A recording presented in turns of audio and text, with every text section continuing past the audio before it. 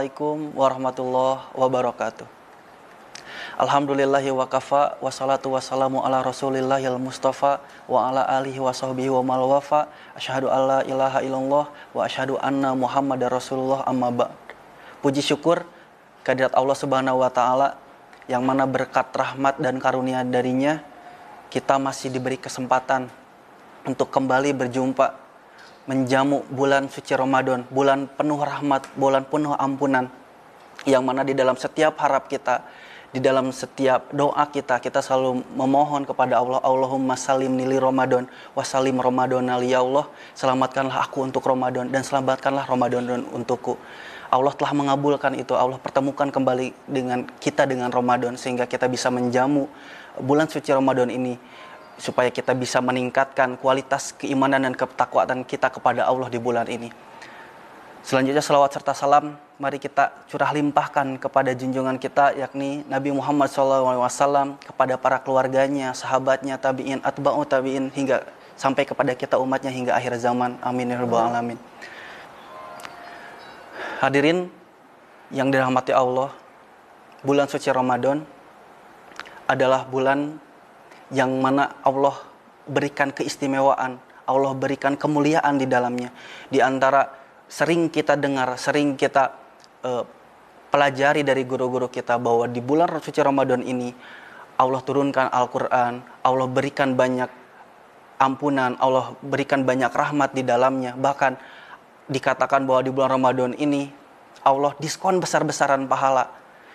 Jika di hari-hari biasa, di bulan-bulan lainnya Allah memberikan satu pahala, maka Allah akan lipat gandakan di bulan ini. Allah diskon besar-besaran pahala. Allah berikan banyak kita kesempatan supaya kita bisa menerpa diri, kita bisa meningkatkan keimanan, ketakwaan kita kepada Allah Subhanahu wa taala. Bahkan para ulama menyebut bulan suci Ramadan ini adalah ibadah syirriyah atau ibadah yang tersembunyi, ibadah rahasia. Kenapa para ulama mengatakan bahwa Ramadan ini atau bulan puasa ini adalah ibadah syirriyah, ibadah yang tersembunyi? Karena jika ibadah lain, semisal sholat, semisalkan sedekah, semisalkan haji, Allah sudah memberikan gambaran pahala. Kemudian ibadah yang dilakukannya bisa terang-terangan dilihat oleh orang lain, bahkan mungkin bisa disombongkan kepada orang lain. Berbeda dengan puasa. Jika kita sholat, kemudian orang bisa melihat sholat kita, kemudian melihat rokaat kita, mengetahui sholat apa kita. Jika kita bersedekah, orang bisa melihat, orang bisa tahu. Jika berhaji, apalagi orang bisa tahu, tapi tidak dengan berpuasa. Karena Allah berkata, Allah menyampaikan kepada kita bahwa asyamuli wa ana ajibi, sungguhnya puasa ini, puasa yang kalian lakukan adalah untukku, wa ana ajibi, dan aku yang akan mengganjar kalian, aku yang akan memberikan pahala kepada kalian. Jika kita sholat, maka Allah memberikan gambaran pahalanya. Semisal jika kita sholat dengan berjamaah, maka Allah akan memberikan 27 darajah. Jika kita bersedekah, Allah memberikan gambaran pahalanya di dalam Al-Quran. Semisal kita menanam satu bibit, kemudian bibit itu tumbuh sekian, Allah memberikan gambaran pahalanya. Tapi untuk puasa tidak. Asyamuli wa ana ajibih, berpuasa kalian untukku dan aku yang akan mengganjarnya. Ini kenapa Allah merahasiakan ini gitu? Kenapa Allah merahasiakan pahala berpuasa ini? Karena Allah ingin melatih kita terhadap keikhlasan. Ikhlas dalam beramal, ikhlas dalam berbuat, dan ikhlas dalam beribadah. Misalkan begini, kita bekerja pada seorang bos. Kemudian bos itu berkata kepada kita, kamu kerja di sini, setiap 1 bulan sekali saya akan gaji kamu 5 juta. Maka ketika kita bekerja, maka kita akan bekerja seadanya, secukupnya. Karena apa? Karena kita tahu nanti di akhir gajian kita tetap saja. Kita mau rajin, kita mau tidak rajin, kita mau malas-malasan. Selama 1 bulan tetap kita akan digaji 5 juta. Beda dengan jika seorang bos berkata seperti ini. Kamu bekerja untuk saya. Masalah gaji, biar saya nanti yang memberikan sama kamu. Berapapun itu nominalnya. Jika seorang bos berkata seperti itu, kemudian bagaimana kondisi psikologi kita terhadap pekerjaan? Maka kita tidak akan malas-malasan, kita tidak akan bekerja secukupnya, seadanya, supaya bekerja saja. Karena kenapa? Kita merasa terus dipantau oleh bos kita. Karena besar gajinya kita, besar tidaknya gaji kita tergantung dari pekerjaan kita. Karena bos nanti yang akan memberikan gajinya sebesar apa, sesuai dengan apa yang kita lakukan, apa yang kita kerjakan. Begitu juga dengan puasa. Allah tidak memberikan bocoran pahalanya berapa, tapi Allah merahasiakannya. Agar apa? Agar kita memaksimalkan di bulan suci Ramadan ini berpuasa dan beribadah amal-amal yang lain. Nanti kemudian di akhirnya Allah akan memberikan pahala yang sesuai dengan apa yang kita lakukan selama di bulan suci Ramadan ini. Kemudian bulan suci Ramadan ini juga melatih kita terhadap kejujuran. Bulan suci Ramadan ini melatih kita kepada kejujuran. Misalkan kita berwudu di bulan suci Ramadan. Kita berwudu kemudian berkumur-kumur. Ada gak di balik diri kita, pada diri kita keinginan untuk meminum sedikit saja air ketika kita berkumur? Bisa tidak kita meminum sedikit saja air itu? Bisa saja, karena tidak ada satupun orang yang melihat. Tidak ada satupun orang yang tahu kalau kita meminum setetes saja air ketika kita berkumur. Kita bisa saja korupsi meminum air itu. Tapi kenapa tidak kita lakukan? Karena ada rasa malu kita kepada Allah.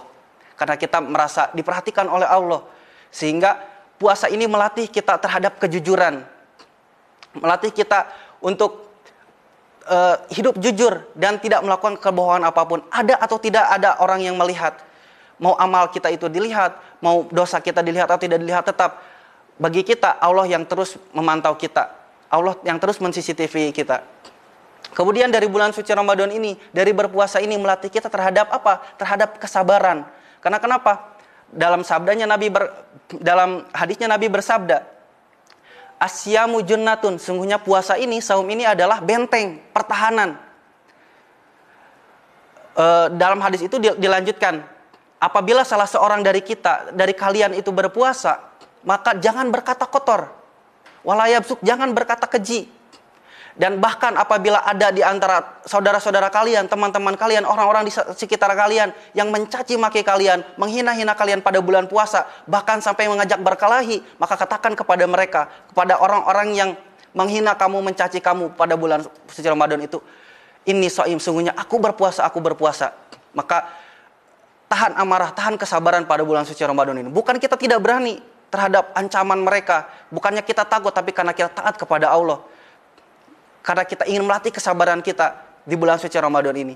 Maka dari hikmah-hikmah ketika kita berpuasa, ketika kita menjalani hari-hari kita di bulan suci Ramadan, kita mendapatkan latihan keikhlasan, kita mendapatkan latihan kejujuran, kita mendapatkan latihan kesabaran yang apabila ini diimplementasikan dalam kehidupan sehari-hari, dalam kehidupan setelah kita selesai melaksanakan puasa selama 1 bulan penuh, maka hari-hari kita berikutnya adalah hari-hari di mana kita telah melatih kesabaran kita, kejujuran kita, dan keikhlasan kita. Sehingga kehidupan kita menjadi lebih baik lagi setelah bulan suci Ramadan ini selesai. Bahkan di bulan suci Ramadan ini, setelah kita menyelesaikan bulan suci Ramadan ini, kita bertemu dengan Idul Fitri. Idul Fitri ini kembali kepada kesucian. Ada beda antara Lebaran dan Idul Fitri. Orang sering menganggap Lebaran dan Idul Fitri itu sama. Tidak, Lebaran itu milik kita semua. Milik semua orang, mau itu yang berpuasa atau tidak puasa, mau itu yang sholat atau tidak sholat, mau itu yang tadarus atau tidak tadarus, semua orang pasti berlebaran dengan memakai baju baru, sepatu baru, pakaian baru, dan lain-lain, segala hal yang baru, itu lebaran. Tapi Idul Fitri, kembali kepada kefitrahan, kembali kepada kesucian, hanya dimiliki oleh orang-orang yang melakukan puasa, hanya dimiliki oleh orang-orang yang memaksimalkan bulan suci Ramadan ini, sehingga digojlok di dalam bulan suci Ramadan ini, dipanasi kita dengan ibadah-ibadah, kita perkaya hari-hari kita dengan ibadah, sehingga kembali kita kepada kesucian setelah kita menyelesaikan penuh 1 bulan Ramadan ini dengan ibadah-ibadah yang telah Allah syariatkan. Bahkan sering kita dengarkan dari guru-guru kita selama kita melaksanakan bulan suci Ramadan, diulang-ulang sebuah kisah di mana seorang ayah Majusi kepada anaknya yang menegur anaknya ketika anaknya makan dan minum di depan orang-orang yang berpuasa. Si ayah ini berkata, menegur anaknya, wahai anakku, apakah kamu menganggap orang-orang Islam, orang-orang yang beriman kepada Allah, orang-orang yang muslim itu adalah sama seperti kita manusia yang perlu dihargai? Benar ayah. Kemudian ayah ini berkata, kalau begitu hargai. Jika kamu berpikir mereka adalah manusia yang perlu dihargai, kamu jangan makan, kamu jangan minum di hadapan orang-orang yang berpuasa. Meskipun apa yang mereka lakukan tidak diajarkan di agama kamu, bukan bagian dari hal-hal yang agama kamu ajarkan. Bahkan di akhir cerita ini ada seorang alim yang bermimpi bertemu Majusi ini setelah Majusi ini meninggal, melihat dia dalam keadaan baik-baik saja, senang mendapatkan kenikmatan dari Allah. Ditanya oleh orang alim ini dalam mimpinya, kenapa kamu mendapatkan kenikmatan dari Allah sementara kamu adalah orang yang tidak beriman kepada Allah? Kata orang Majusi ini, sungguh sebelum aku meninggal, aku diberi hidayah oleh Allah untuk memeluk Islam, untuk beriman kepada Allah, dikarenakan aku menghormati Ramadan, aku menghormati orang-orang yang berpuasa.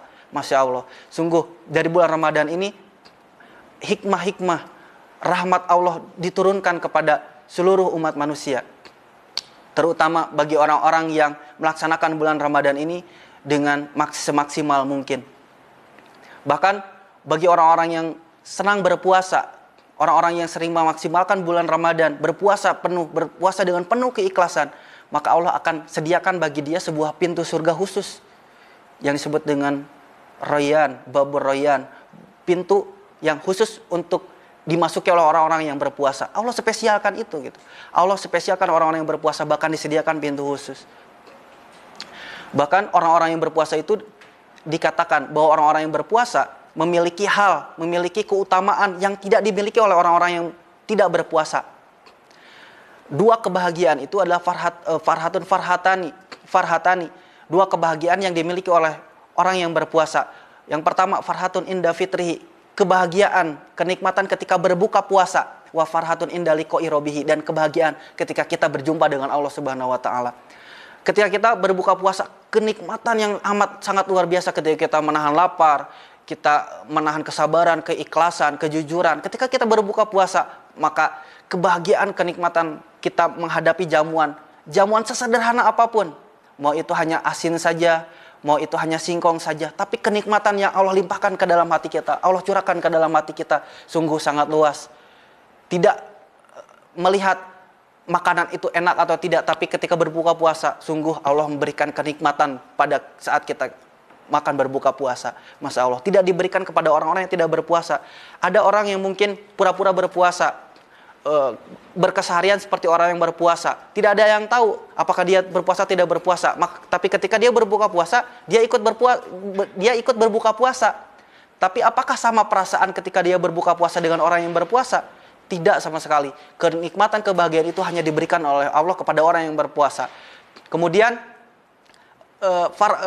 kebahagiaan ketika kita berjumpa dengan Allah Subhanahu wa taala, kenikmatan ketika kita masuk ke dalam surga. Sungguh surga adalah kenikmatan yang abadi, kenikmatan yang tidak bisa terdefinisikan oleh kita. Tapi ada satu kebahagiaan yang lebih membahagiakan lagi ketika di surga, ketika kita berjumpa dengan Allah Subhanahu wa taala, dan ini Allah janjikan kepada orang-orang yang berpuasa, kebahagiaan ketika kita berbuka puasa dan kebahagiaan ketika kita berjumpa dengan Allah Subhanahu wa taala. Dengan berpuasa ini, akhirnya kita bisa menerpa diri, kita bisa melatih diri kita terhadap hal-hal yang bisa merusak keimanan kita, yang merusak akhlak kita. Kita bisa belajar ikhlas, kita bisa belajar sabar, kita bisa belajar jujur, dan kita bisa menerapkan sifat-sifat ini ketika bahkan setelah bulan suci Ramadan ini berlalu. Kita bisa menerapkan dalam kehidupan sehari-hari sehingga kita menjadi manusia yang lebih baik lagi, menjadi manusia yang lebih bermanfaat lagi. Seperti analogi yang sering disampaikan, yang sering diutarakan oleh banyak orang. Orang berpuasa itu seperti ulat katanya. Yang mana ulat itu tidak bisa apa-apa, bahkan untuk sampai pada satu titik ke titik yang lain yang